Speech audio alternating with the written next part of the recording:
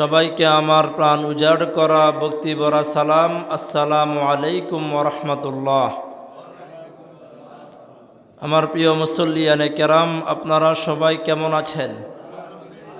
আলহামদুলিল্লাহ। মহান আল্লাহ সুবহানাহু ওয়া তাআলার দরবারে শুকরিয়া আদায় করি যে মহান রব্বুল আলামিন আমাদেরকে তার মহান একটি মাসের মধ্যে, পবিত্র একটি মাসের মধ্যে, পবিত্র একটি দিনে আল্লাহ সুবহানাহু ওয়া তাআলা তার পবিত্র একটি বিধান সলাতুল জুমআ আদায় করার উদ্দেশ্যে মসজিদে আগে আগে এসে আল্লাহ রাব্বুল আলামিনের আখেরি কালাম কুরআনুল কারীম এবং বিশ্বনবী সাল্লাল্লাহু আলাইহি ওয়াসাল্লামের বিশুদ্ধ হাদিসের আলোকে কিছু আলোচনা করা এবং কিছু আলোচনা শোনার জন্য আল্লাহ রাব্বুল আলামিন আমাদেরকে আসা এবং বসার তৌফিক দিলেন।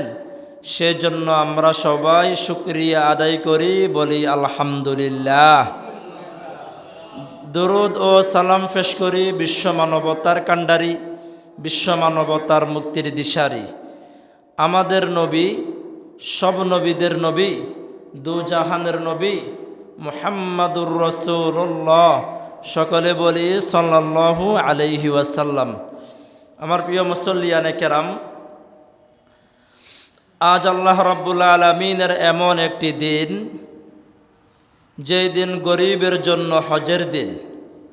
আর আজকের দিন যখন শেষ হবে, মাগরিব থেকে আল্লাহ রাব্বুল আলামিনের মহান একটি রজনী, মহান একটি রাত শুরু হবে, লাইলাতুন নিসফে মিন শাবান।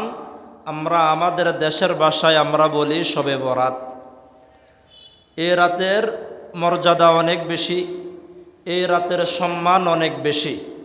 এই রাতে আল্লাহ রাব্বুল আলামিন তার বান্দা বান্দীদের দিকে রহমতের নজরে তাকান, যে বিষয়ে আমরা গত জুমআয় আলোচনা করেছিলাম।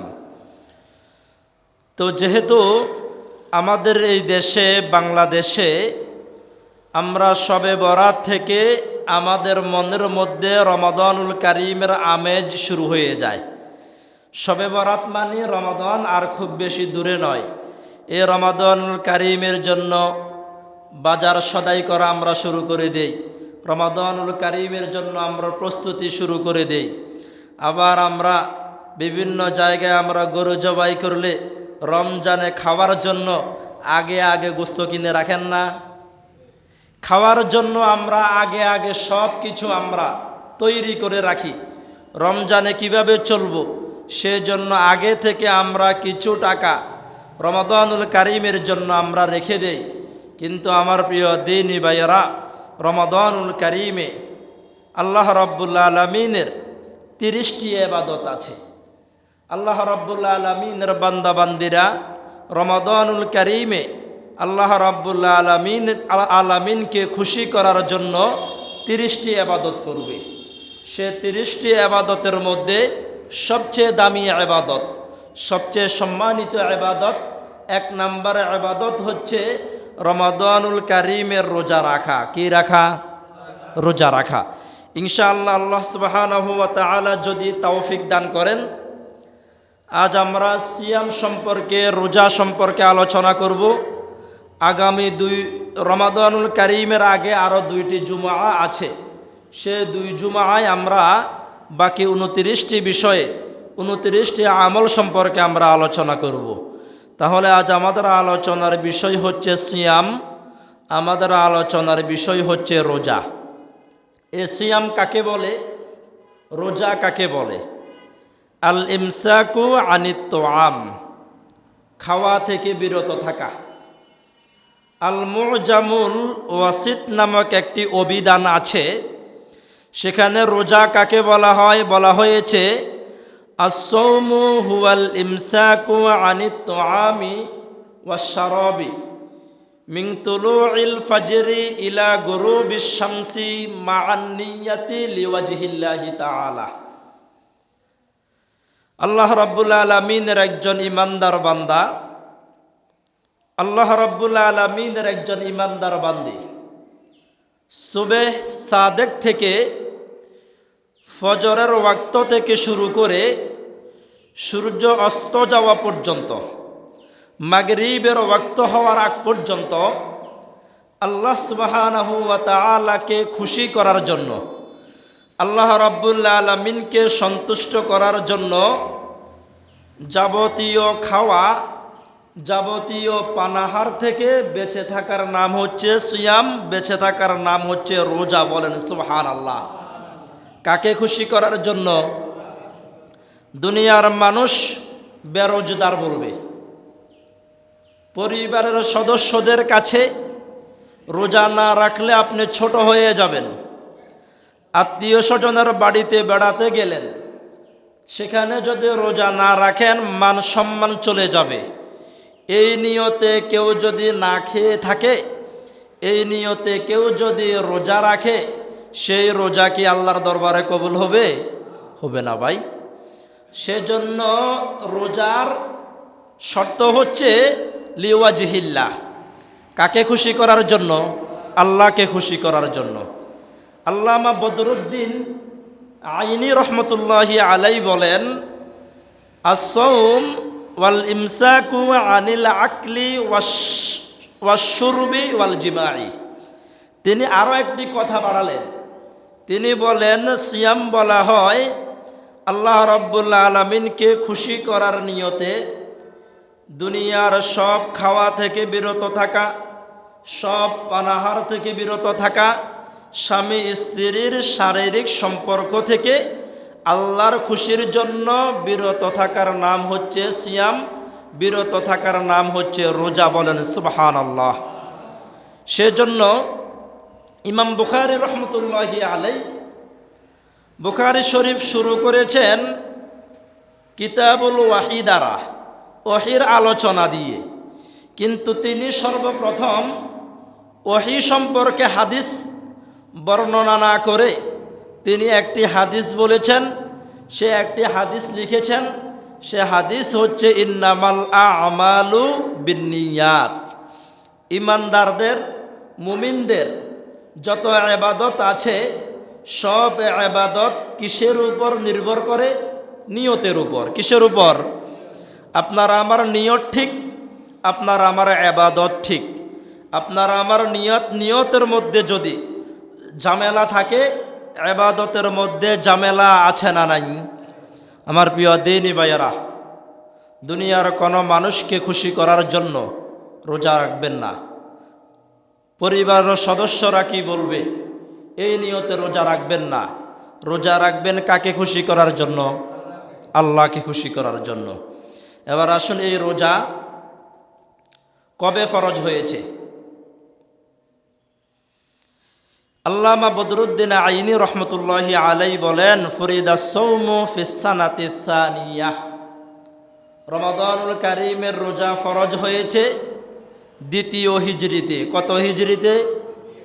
রাসূল সাল্লাল্লাহু আলাইহি ওয়াসাল্লাম যেই বছর মক্কা থেকে মদিনায় হিজরত করলেন, সেই বছর থেকে হিজরি সাল গণনা করা শুরু হয়েছে। তাহলে রাসূল যেই বছর মদিনায় হিজরত করলেন তার পরের বছর কি ফরজ হয়েছে? রোজা ফরজ হয়েছে। তাহলে রাসূল ফাসামান নাবিয়্যু সাল্লাল্লাহু আলাইহি ওয়াসাল্লাম তিসআ রমাদানাত। আপনার আমার রাসূল হিজরতের পর মদিনাতে ছিলেন কত বছর? 10 বছর। কত বছর? মক্কাতে রাসূল সাল্লাল্লাহু আলাইহি ওয়াসাল্লাম রাসূলের কাছে ওহী নাজিল হওয়ার পর মক্কাতে ছিলেন 13 বছর, আর মদিনাতে ছিলেন কত বছর? এই যে দুইটা প্রশ্ন শিখলেন। রাসূল মক্কাতে নবুয়তের পরে মক্কাতে ছিলেন কত বছর? 13 বছর। কত বছর? আর মদিনাতে?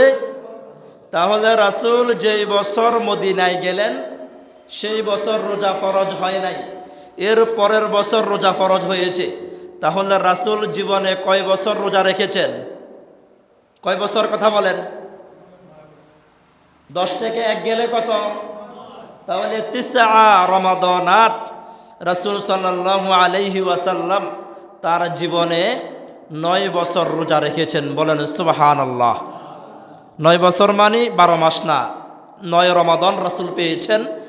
প্রত্যেক রমাদানে রাসূল সাল্লাল্লাহু আলাইহি ওয়াসাল্লাম আল্লাহকে খুশি করার জন্য গোটা একটি মাস কি রেখেছেন?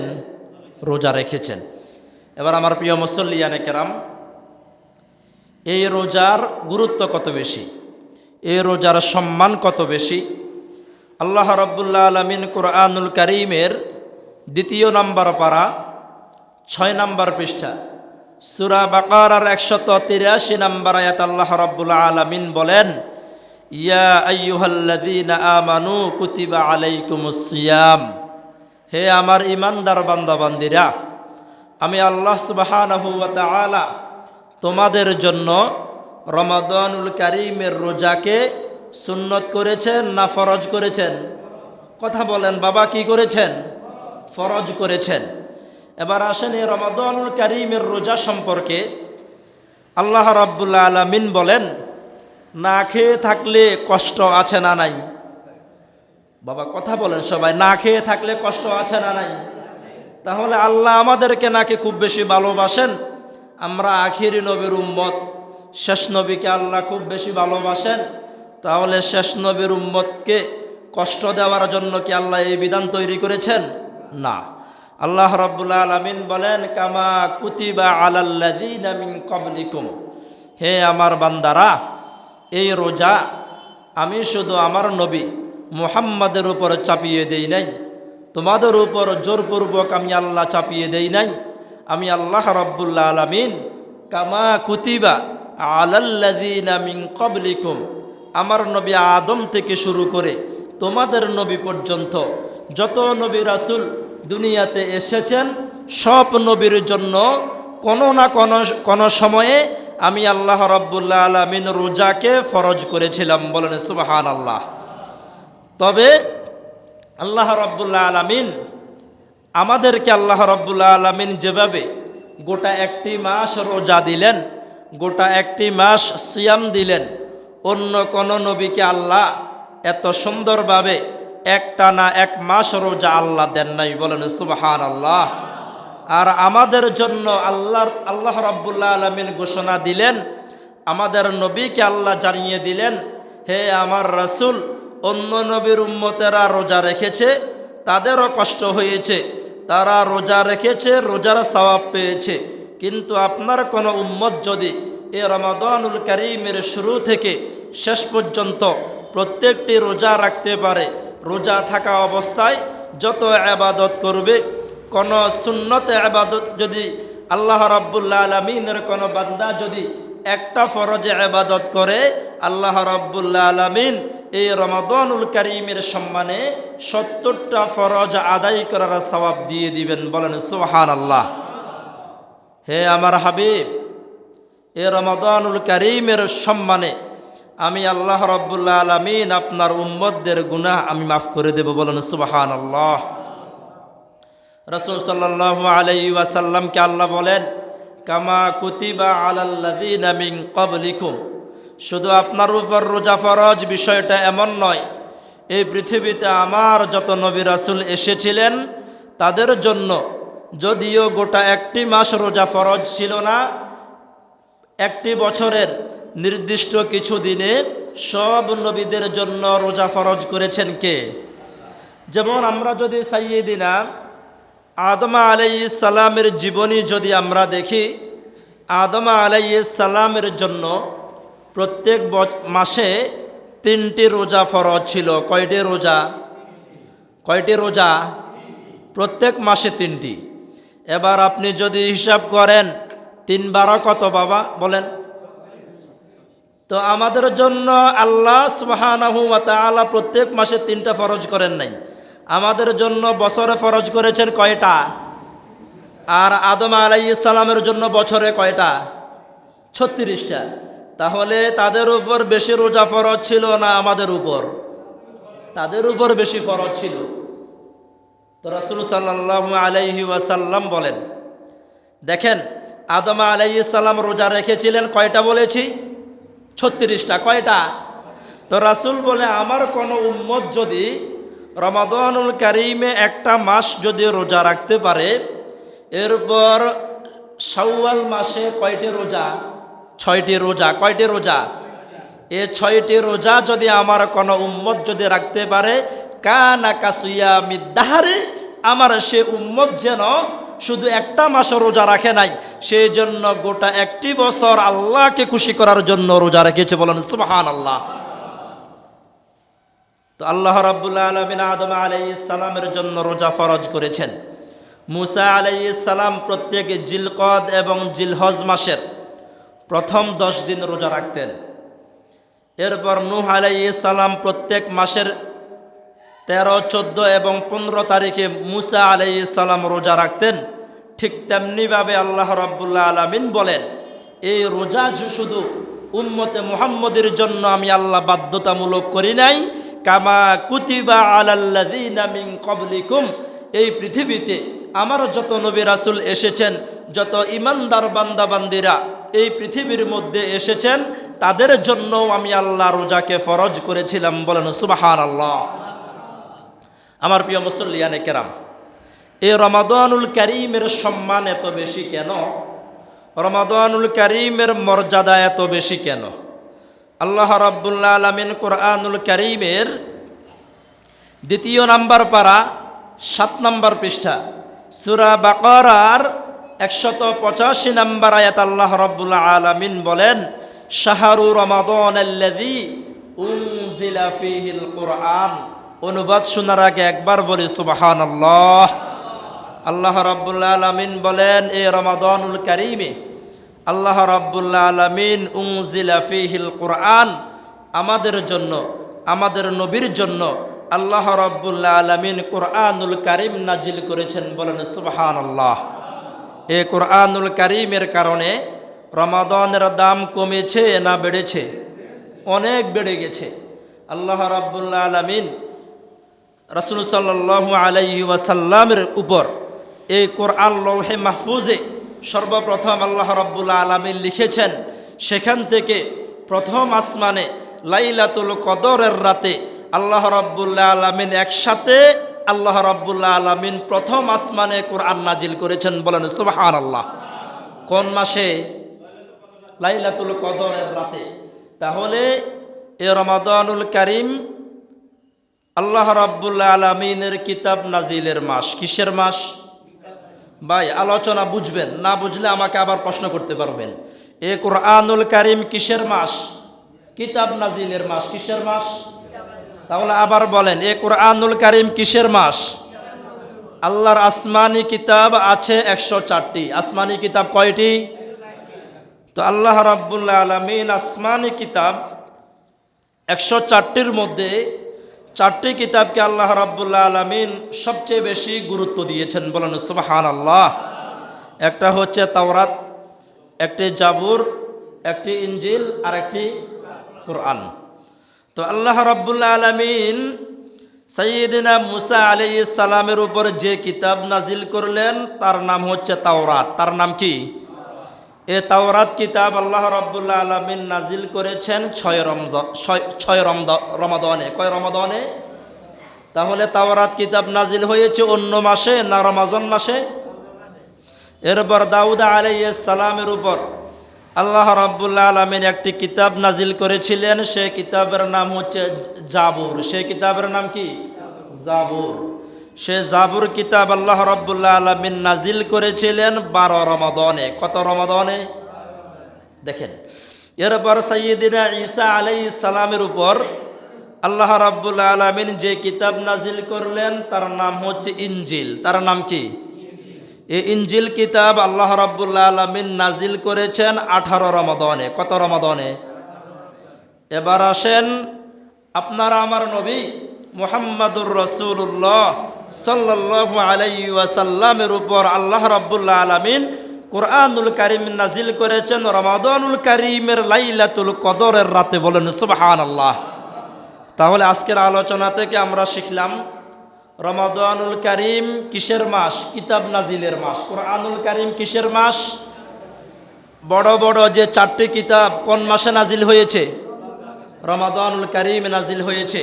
তাহলে যে রমাদানুল কারীমে তাওরাত নাজিল হয়, যে রমাদানুল কারীমে জাবুর কিতাব নাজিল হয়, যে রমাদানুল কারীমে ইনজিল কিতাব নাজিল হয়, যে রমাদানুল কারিমে কুরআনুল কারিম নাজিল হয়, তাহলে সে রমাদানের গুরুত্ব কম না বেশি?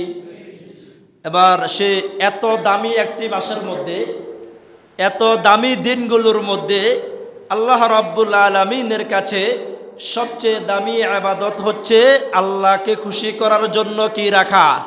রোজা রাখা। কি রাখা ভাই? এর সবে বরাত থেকে আমরা আমাদের হৃদয়ের মধ্যে রমাদানের আমেজ শুরু হয়ে যায়। আমরা দিন গুনতে থাকি, অমুক দিন রোজা হতে পারে। তাহলে রাসূল সাল্লাল্লাহু আলাইহি ওয়াসাল্লামকে আল্লাহ রাব্বুল আলামিন জানিয়ে দিলেন। রাসূল সাল্লাল্লাহু আলাইহি ওয়াসাল্লাম বুখারী শরীফের কিতাবুল ঈমানের 38 নম্বর হাদিসে রাসূল সাল্লাল্লাহু আলাইহি ওয়াসাল্লাম বলেন, মান সামা রমাদানান ঈমানান ওয়া ইহতিসাবান গুফিরা লাহু মা তাকদ্দামা মিন যামবি।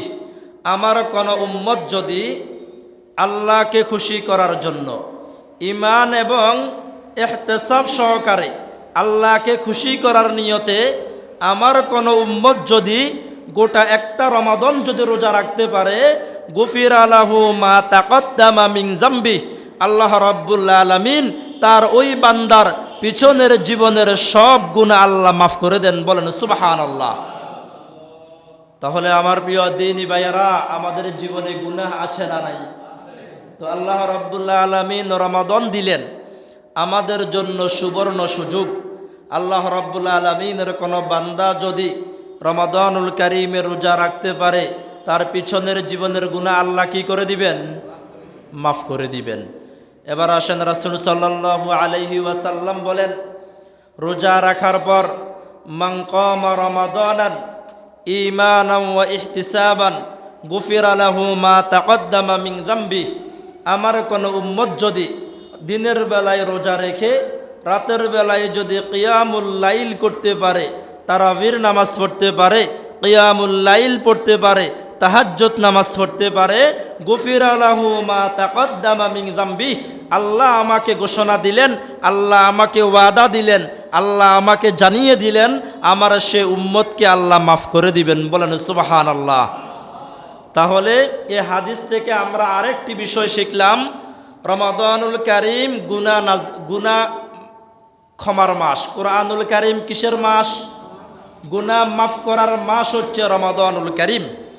তাহলে এক নাম্বার জানলাম কিতাব নাজিলের মাস কোন মাস, আর গুনাহ মাফ চাওয়ার মাস কোন মাস?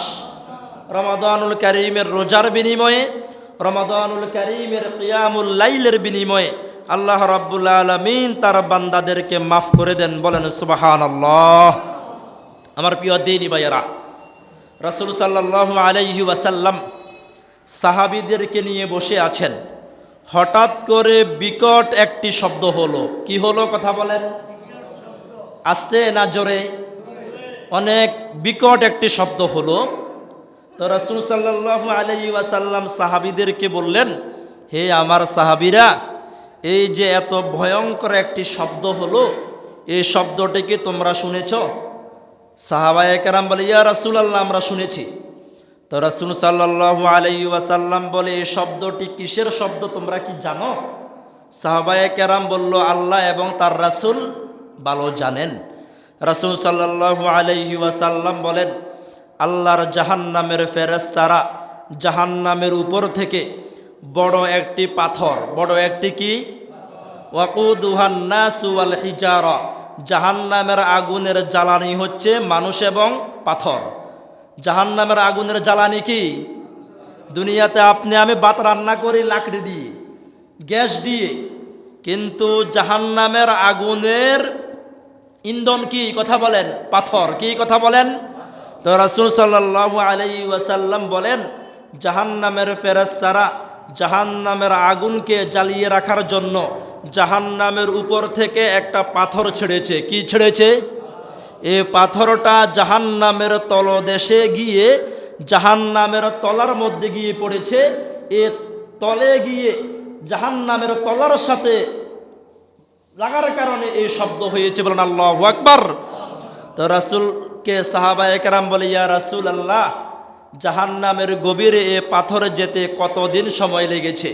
রাসূল সাল্লাল্লাহু আলাইহি ওয়াসাল্লাম বলেন, এই ফেরেশতারা এই বিশাল পাথরটাকে আজকে থেকে 70 বছর আগে, কত বছর আগে, জাহান্নামের মুখে ছেড়ে দিয়েছে। এই তলদেশে যেতে কত বছর সময় লেগেছে? তাহলে জাহান্নামের গভীরতা কম না বেশি? জাহান্নামের গভীরতা কম না বেশি? আল্লাহ রাব্বুল আলামিন জাহান্নামের গভীরতা কত বেশি, জাহান্নাম কত বেশি প্রশস্ত, আল্লাহ রাব্বুল আলামিন বলেন, ইয়াউমা নাকুলু লিজাহান্নামা হালিম তালাতি ওয়া তাকুলু হাল মিম মাজিদ। কুরআনুল কারীমের 26 নম্বর পারা 18 নম্বর পৃষ্ঠা সূরা কফের 30 নম্বর আয়াত আল্লাহ রাব্বুল আলামিন বলেন, কিয়ামতের ময়দানে কোটি কোটি মানুষকে আল্লাহ রাব্বুল আলামিন জাহান্নামে নিক্ষেপ করার পর তাদেরকে জ্বালানোর জন্য অসংখ্য মেট্রিক টন পাথর ঢালার পর আল্লাহ রাব্বুল আলামিন জাহান্নামকে প্রশ্ন করবেন, ইয়াউমা নাকুলু লিজাহান্নামা হালিম তালাতি ওয়া তাকুলু হাল মিম মাজিদ। হে জাহান্নাম, তোমার ভিতরে পরিপূর্ণ হয়েছে কিনা, আর কোনো জায়গা আছে কিনা? জাহান্নাম আল্লাহ রাব্বুল আলামিনকে বলবে, হে আল্লাহ, কি দিলেন আপনি?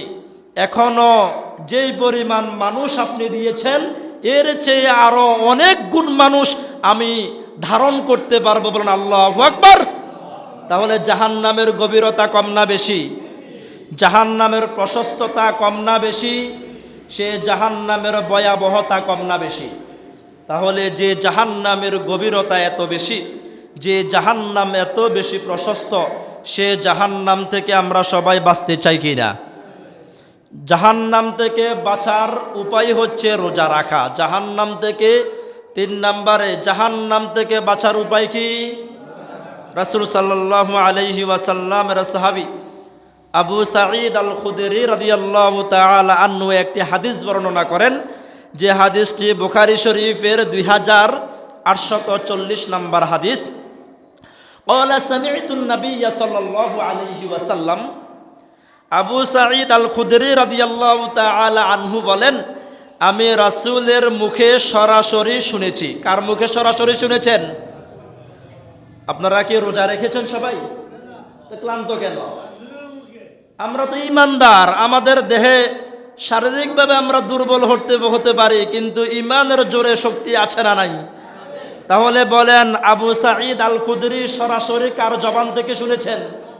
রাসূলের জবান থেকে শুনেছেন। রাসূল বলেছেন, ইয়াকুলু, রাসূল বলেন, মান সামা ইয়াওমান ফি সাবিলিল্লাহ, আমার কোন উম্মত যদি আল্লাহকে খুশি করার জন্য মান সামা ইয়াওমান ফি সাবিলিল্লাহ, একটি রোজা রাখতে পারে। কয়টি রোজা? সবাই কথা বলেন, কয়টি রোজা? মান সামা ইয়াওমান ফি সাবিলিল্লাহ, আমার কোন উম্মত যদি আল্লাহকে খুশি করার জন্য একটি রোজা রাখতে পারে, আমি রাসূল ঘোষণা দিচ্ছি, বা'দাল্লাহু ওয়াজহাহু আনিন নারি 70 খরিফান। ওই যে জাহান্নামের উপর থেকে একটা পাথর ছেড়ে দেওয়ার পর নিচে যেতে কত বছর সময় লেগেছিল? তো রাসূল বলে, আমার যে উম্মত আল্লাহকে খুশি করার জন্য একটি রোজা রাখতে পারবে, সে তাকে জাহান্নামে দেওয়া তো দূরের কথা, জাহান্নাম থেকে তারে এত দূরে আল্লাহ রাব্বুল আলামিন রাখবে, একজন স্বাভাবিক মানুষ জাহান্নাম থেকে তার কাছে যেতে 70 বছর সময় লাগবে। বলেন সুবহানাল্লাহ। জাহান্নাম থেকে দূরে না কাছে? তাহলে জাহান্নাম থেকে যদি আল্লাহ এত দূরে নিয়ে যান, তাহলে তাদেরকে আল্লাহ কোথায় প্রবেশ করাবেন? জান্নাতে। কোথায়? তাহলে এই হাদিস থেকে আমরা জানলাম জাহান্নাম থেকে বাঁচার আমল কি রাখা। তাহলে 1 নাম্বার বলেছি রমাদানুল কারীম কি নাজিলের মাস। 2 নাম্বার বলেছি রমাদানুল কারীম গুনাহ ক্ষমার মাস। রমাদানুল কারীম কিসের মাস? আর 3 নাম্বার হচ্ছে রমাদানুল কারীম জাহান্নাম থেকে বাঁচার মাস। বলেন সুবহানাল্লাহ। এবার আসেন 4 নম্বরে, রমাদানুল কারীম দুনিয়া এবং আখিরাতে সফল করার মাস। বলেন সুবহানাল্লাহ। রোজা রাখলে অভাব দূর করে দিবেন কে? দেখবেন আলহামদুলিল্লাহ অন্য মাসে খেতে পারে না, আলহামদুলিল্লাহ রমাদানুল কারীমে কোনো না কোনোভাবে ভালো খাওয়ার ব্যবস্থা হয় নাকি হয় না? অন্য 11 মাসে আমরা বেশি খাই না রমাদানুল